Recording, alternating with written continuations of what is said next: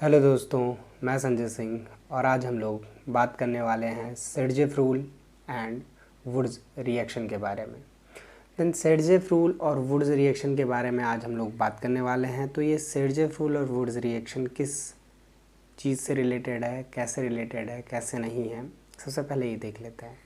सबसे पहले हम लोग बात करेंगे जब भी रिएक्शंस के बारे में, वुड्स रिएक्शन या सेडजेफ एलिमिनेशन के बारे में, तो सबसे पहले हमें पता होना चाहिए, हम लोग बात करने वाले हैं हैलो एल्केन्स के बारे में। एंड जो हमारे हैलो एल्केन हैं, ये जो हैलो एल्केन्स की हम लोग बात कर रहे हैं, ये हैलो एल्केन किसी भी एल्केन आप बेसिकली जानते हैं कि कार्बन जिससे जुड़ी हुई सारी सिंगल वैलेंसी या तो हाइड्रोजन पूरी करे या आपका कोई कार्बन एलिमेंट पूरी करे। तो अगर ये आपकी सारी वैलेंसीज इस तरीके से होती हैं तो ये आपके एल्केन्स कहलाते हैं। थोड़ा सा अगर हम आगे देखें कि इस एल्केन में अगर हम एक हैलोजन जोड़ दें, इस पर्टिकुलर हाइड्रोजन को सब्स्टिट्यूट करके इसकी जगह कोई हैलोजन, और हैलोजन से मेरा मतलब है कोई सा भी एक्स एलिमेंट जिसको हम क्लोरीन, फ्लोरीन, ब्रोमीन और आयोडीन बोलते हैं, तो आपको मिलेगा कि एक कार्बन जिसकी 3 वैलेंसी तो हाइड्रोजन पूरी कर रहा है लेकिन चौथी वैलेंसी कोई हैलोजन पूरी कर रहा है, यही हमारे हैलो एल्केन्स कहलाते हैं या एल्किल हैलाइड्स जिन्हें हम बोलते हैं।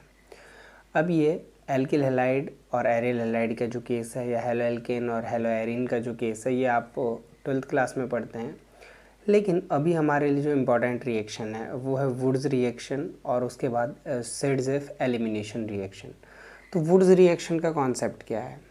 हम लोग पढ़ते हैं कि कभी भी किसी भी एल्किल हैलाइड में, फॉर एग्जांपल मेरे पास कोई एल्किल हैलाइड है R single bond, CH2 single bond और Cl, ये मेरे पास है। जब भी मैं इसके 2 मॉलिक्यूल की reaction R single bond CH2 Cl की रिएक्शन सोडियम के साथ कराता हूँ, एंड ये सोडियम के साथ होती है in the presence of ether या ड्राई ईथर। जो आप इस ड्राई ईथर के प्रेजेंस में ये रिएक्शन करते हैं तो आपका ये जो पर्टिकुलरली Cl है, ये हमारा Cl यहाँ पे रिप्लेस हो जाता है।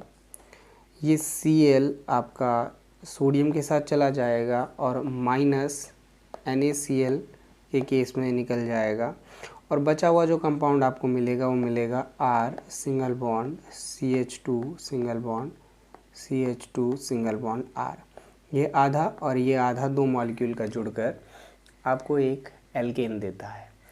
लेकिन ये वुड्स रिएक्शन तो सिंपल हो जाती है। वुड्स रिएक्शन हम क्यों पढ़ रहे हैं?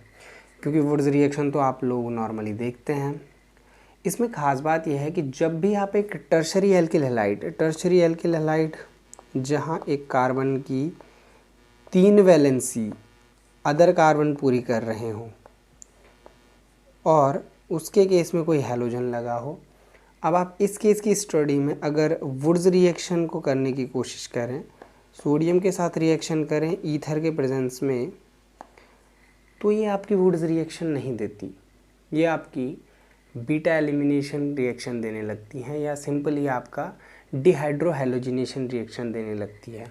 इस केस में आपका CH3 single bond CH3 single bond यहाँ पे आपका आएगा CH3 और यहाँ पे आपका डबल बॉन्ड CH2 बन जाता है। मतलब इन तीनों में से ये जो आपके 3 पर्टिकुलरली कंपाउंड दिख रहे हैं, एक CH3, 2 CH3, 3 CH3, तीनों में से किसी से भी आपका एक हाइड्रोजन रिप्लेस हो जाता है, HCl के साथ एलिमिनेट हो जाता है और आपका डिहाइड्रोहैलोजिनेशन रिएक्शन होने लगती है। तो वुड्स रिएक्शन में हमेशा ध्यान दीजिएगा कि जब भी आप 3rd डिग्री की बात करें तो 3rd डिग्री आपकी वुड्स रिएक्शन नहीं देती, ये आपकी वुड्स रिएक्शन को बिल्कुल नहीं देती। तो ये सबसे पहला कॉन्सेप्ट है आपको जो समझना है कि वुड्स रिएक्शन कभी भी टर्शरी एल्किल हैलाइड या टर्शरी जो आपका एल्किल हैलाइड का कोई पर्टिकुलर कंपाउंड हो वो नहीं देता। ठीक है, अब आते हैं, क्योंकि यहाँ पे हमने देख लिया डिहाइड्रोहैलोजिनेशन हुआ, और डिहाइड्रोहैलोजिनेशन आपका एक तरीके से बीटा एलिमिनेशन का भी एक एग्जाम्पल है। तो आते हैं हमारे सर्जेफ रूल की ओर और देखते हैं कि आपका बीटा एलिमिनेशन को सर्जेफ रूल किस तरीके से एक्सप्लेन करता है। सर्जेफ रूल के केस में अगर हम आगे बढ़ें, देन सर्जेफ एलिमिनेशन, या आप लोग इसे कह सकते हैं बीटा एलिमिनेशन। देन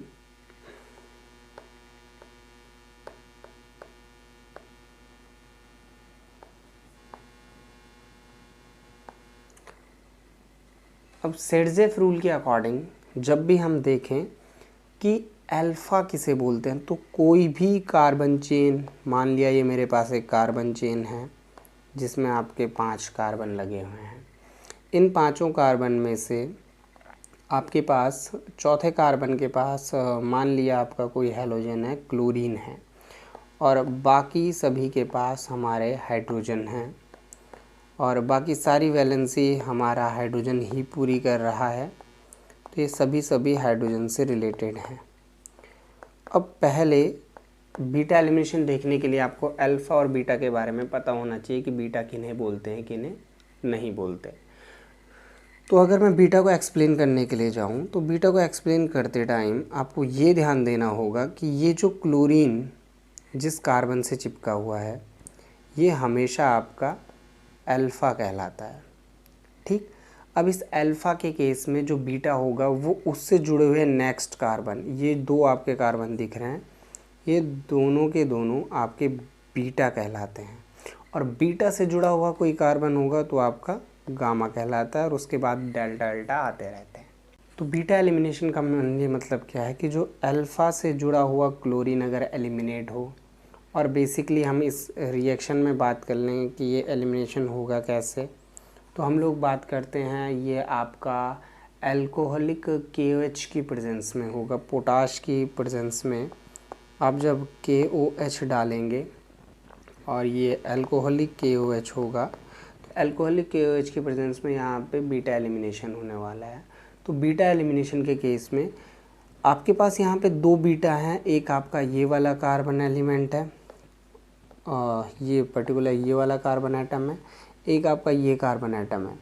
इन दोनों बीटा में से एक के पास 3 हाइड्रोजन है, एक के पास 2 हाइड्रोजन है, विच मीन्स एक का डिग्री कम है, एक का डिग्री ज़्यादा। जिसके पास आपका 2 हाइड्रोजन है उसका डिग्री आपका ज़्यादा है, जिसके पास आपके 3 हाइड्रोजन है उसका डिग्री कम है। तो सिंपल सी बात करता है कि सर्जेफ एलिमिनेशन में जो बीटा हाइड्रोजन निकलेगा, बीटा कार्बन से जुड़े हुए हाइड्रोजन जो एलिमिनेट होंगे वो उस कार्बन से एलिमिनेट होंगे जिस कार्बन पे आपके कम हाइड्रोजन है, विच मीन्स आपका जिसकी डिग्री ज़्यादा है उसी से आपका हाइड्रोजन एलिमिनेट होगा, और इसका मतलब उस पर हाइड्रोजन ऑटोमेटिकली कम होने चाहिए। सिंपल सी बात है।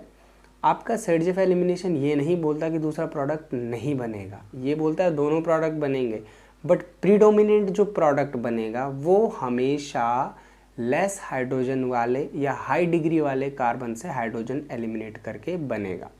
इस चीज़ को ध्यान देना है। तो सिंपली अगर मैं इसके प्रोडक्ट लिखना चाहूँ कि इसके 2 प्रोडक्ट क्या होंगे, तो जो आपका फर्स्ट प्रोडक्ट होगा या मेजर प्रोडक्ट जिसे हम बोलेंगे, तो जो आपका मेजर कंपाउंड बनेगा उसमें आपका 1 2 3 4 और 5 कार्बन होंगे, और डबल बॉन्ड आपका इस जगह पर आ जाएगा। बाकी की वैलेंसी आपकी एज इट इज़ रह जाएगी, और आपके बाकी के हाइड्रोजन अपनी जगह पे रहेंगे, विच मीन्स जो आपका हाइड्रोजन एलिमिनेट हुआ वो लेस हाइड्रोजन वाले से होगा, और ये आपका 80% फॉर्म होता है। सेम टाइम अगर हम सेकेंड कंपाउंड की बात करें, तो इसमें आपका हाइड्रोजन ज़्यादा हाइड्रोजन वाले कार्बन से एलिमिनेट होगा, और इस केस में आपका डबल बॉन्ड दूसरी जगह पर बनेगा, विच मीन्स यहाँ पे आपका टर्मिनल बनेगा और डबल बॉन्ड आपका इस जगह पे बनने लगेगा। तो ये आपका 20% बनता है। तो सर्जेफ एलिमिनेशन के अकॉर्डिंग आपका प्रीडोमिनेंट प्रोडक्ट जो है वो एक्सप्लेन किया जाता है। वाइल जो हम वुड्स रिएक्शन पढ़ रहे थे उसमें हमने देखा कि आपका कभी भी टर्शरी जो आपका एल्किल हैलाइड्स होता है वो वुड्स रिएक्शन डायरेक्टली नहीं देता, वो डिहाइड्रो हैलोजिनेशन के अंडर में चला जाता है। तो आज हम इसी कॉन्सेप्ट पे बात करने वाले थे। फिर किसी नए वीडियो में बात करेंगे नए टॉपिक के साथ। तब तक के लिए पढ़ते रहिए। Bye bye.